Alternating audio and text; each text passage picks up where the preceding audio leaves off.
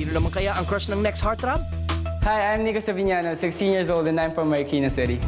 12 years old ako nung nag-start ako maging part ng ministry sa church. Kasi yung kuya ko basis doon, tapos sumasama ko sa kanila pag nagpa-practice sila. So nag-enjoy ako pag narinig ko sila nag-worship, ganun.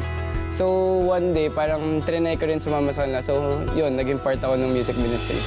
Sunday yung favorite day ko kasi sama-sama kami nag-church ng family ko and after services, pupunta kami sa malls, nanonood kami ng movies, kumakain, nagkakwentuhan. So ang sarap talaga sa feeling na parang nakapag-bonding kayo ng family mo. Sumali ako dito kasi since bata ako, medyo may stage fright ako and parang gusto ko i-try conquer yun.